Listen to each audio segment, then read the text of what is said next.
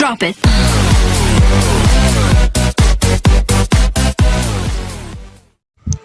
Assalamualaikum warahmatullahi wabarakatuh.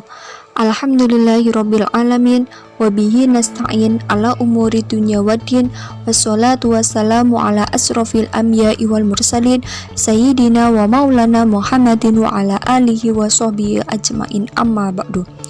Yang kami hormati Bapak Nurul Huda MPDI selaku dosen pengampu mata kuliah Balaghobe, dan tak lupa teman-teman yang kami sayangi dan kami banggakan. Langsung saja kami dari kelompok 5 akan sedikit memaparkan atau menjelaskan dari makalah kami yang berjudul Al-Musyakalah dan Istikhdam. Sebelumnya kami akan memperkenalkan dari anggota kelompok 5. Yang pertama ada Rizkatul Hasanah sebagai moderator serta pemateri pertama, dan selanjutnya ada Sidki Muhammad Jazil sebagai pemateri kedua, dan selanjutnya ada Mbak Usli Fatili Jannah sebagai pemateri ketiga.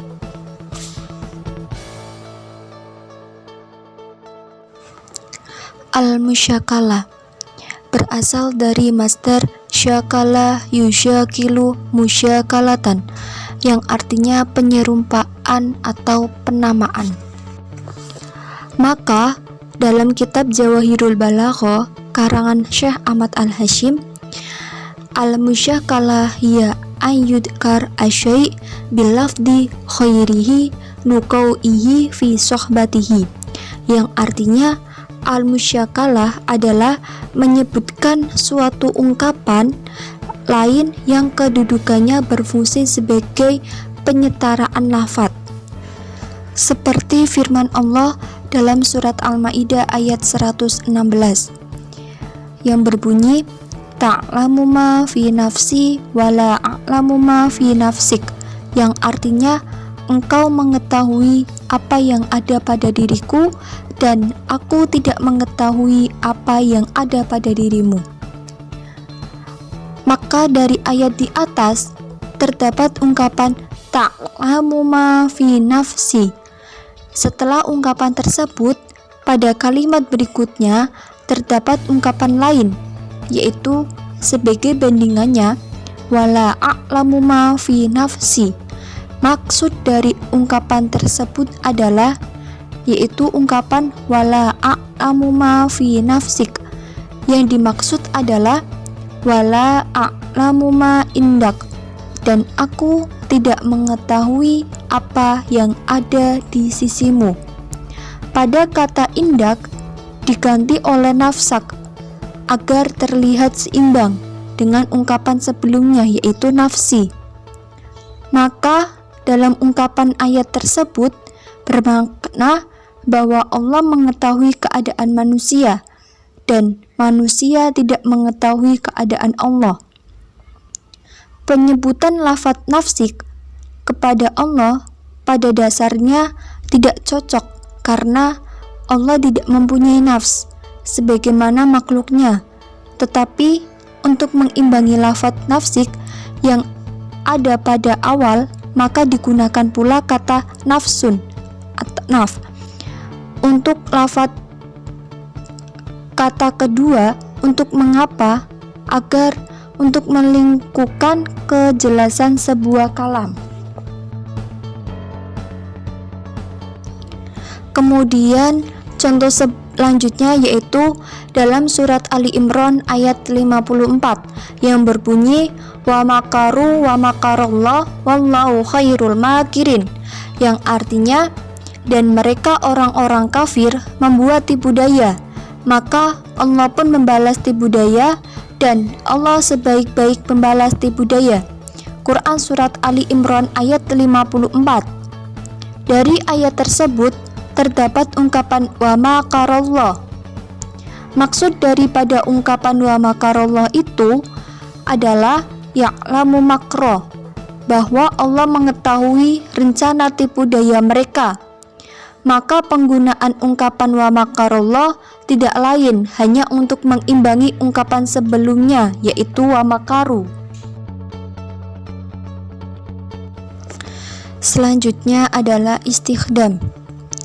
Istikhdam adalah menyebutkan suatu lafadz yang mempunyai makna dua, sedangkan yang dikehendaki adalah salah satunya.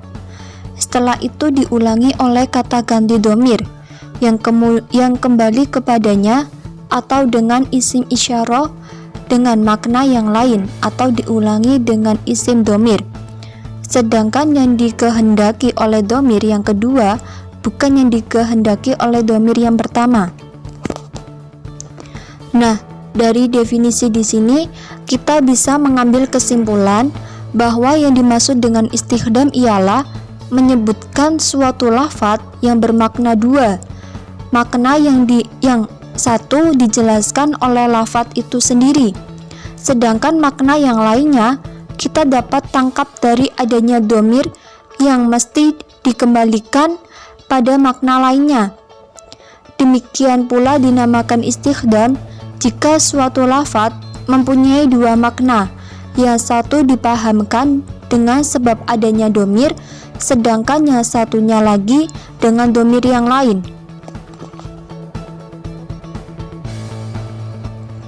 Seperti contoh firman Allah dalam Quran surat Al-Baqarah ayat 185 yang berbunyi, "Faman syahida minkum asyhara falyasumhu," yang artinya, maka barang siapa di antara kamu melihat bulan, maka hendaklah ia berpuasa di bulan itu. Al-Quran surat Al-Baqarah ayat 185. Nah, dari kata asyhara mempunyai dua makna. Makna pertama artinya penanggalan atau bulan sabit. Sedangkan makna kedua adalah sebulan penuh bulan Ramadan. Pada ayat di sini diungkapkan kata asyhara dengan arti penanggalan atau bulan sabit. Kemudian setelah itu diulangi dengan dhamir, yaitu hu, pada ungkapan falyasumhu. Dhamir hu pada ungkapan tersebut kembali ke asyhara, akan tetapi dengan makna bulan Ramadan. Pada contoh ayat di sini terjadi pengungkapan suatu kata yang mempunyai dua makna, kemudian diulangi dengan dhamir yang kembali kepada kata tersebut, sedangkan makna kata yang disebut tersebut berbeda dengan makna dhamir kembali kepadanya. Nah, jadi model uslub seperti ini dinamakan uslub istikhdam. Sekian pemaparan dari kelompok kami, kurang lebihnya mohon maaf. Wabillahi taufiq wal hidayah. Wassalamualaikum warahmatullahi wabarakatuh.